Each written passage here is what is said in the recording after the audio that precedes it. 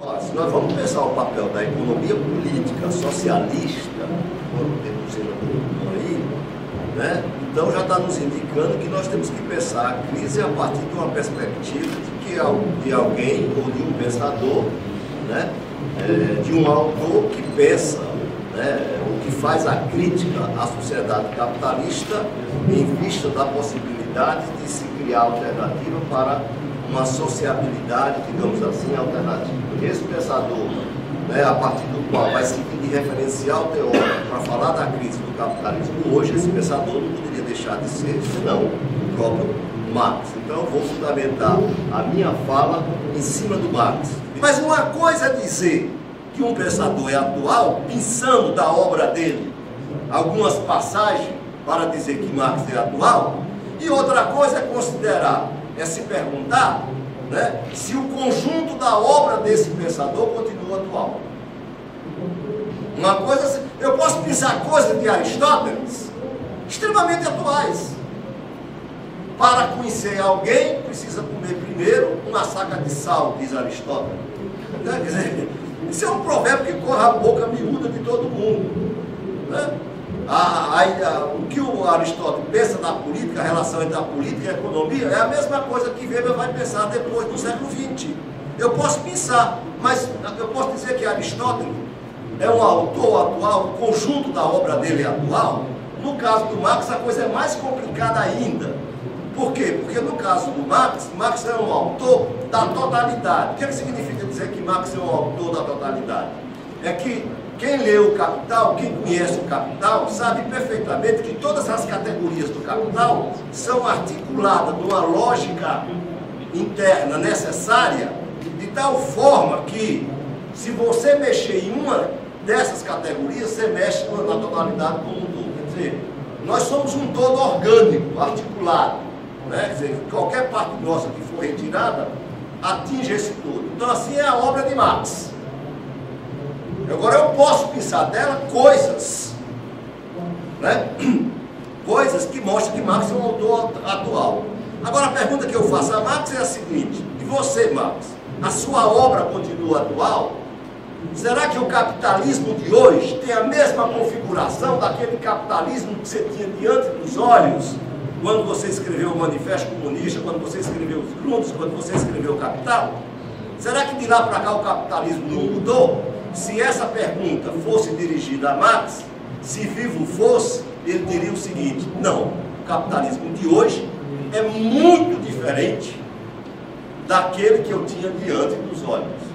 Bem, se o capitalismo de hoje é diferente daquele que ele tinha diante dos olhos, então a obra dele, como um todo, que falava daquele capitalismo, torna-se desatualizada para falar do capitalismo hoje. Devemos jogar então Marx na lata do lixo?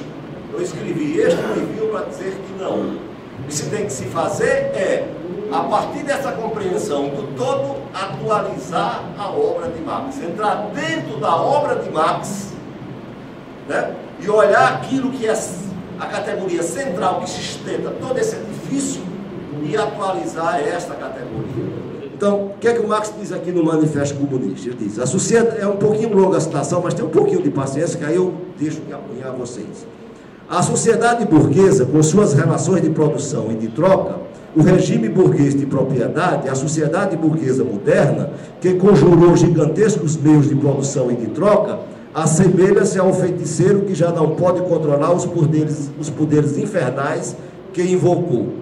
Há dezenas de anos a história da indústria e do comércio não é senão a história da revolta das forças produtivas modernas contra as modernas relações de produção, contra as relações de propriedade que condicionam a existência da burguesia e seu domínio.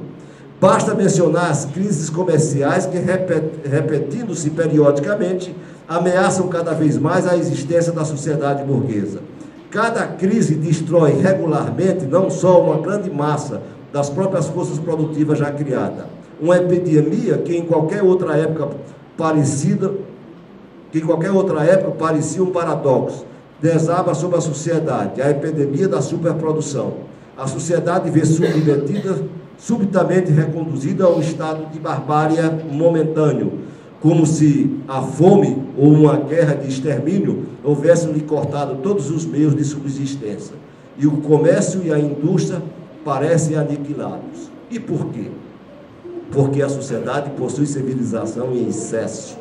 Nós possuímos hoje civilização em excesso. Meios de subsistência em excesso.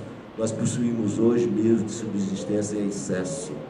Né? Indústria em excesso. Marx dizia isso em 1848. Hoje nós temos indústria em excesso. Comércio em excesso. Hoje nós temos comércio em excesso. Né?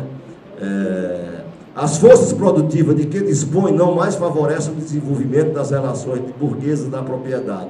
Pelo contrário, tornaram-se poderosas demais para essas condições. Passam a ser tolhidas por elas.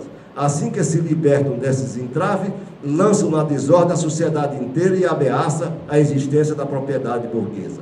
O sistema burguês tornou-se demasiado estreito para conter as riquezas criadas em seu seio.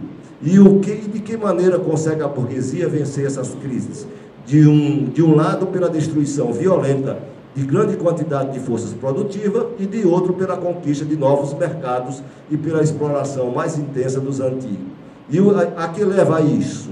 Ao preparo de crises mais extensas e mais destruidoras e a diminuição dos meios para evitá-las. Hoje nós não temos mais meio de evitar a crise que nós estamos atolados. Ou lutamos por uma forma de sociabilidade alternativa, ou permanecemos na barbárie, em meio a um excesso de civilização criada pelo capital. Obrigado.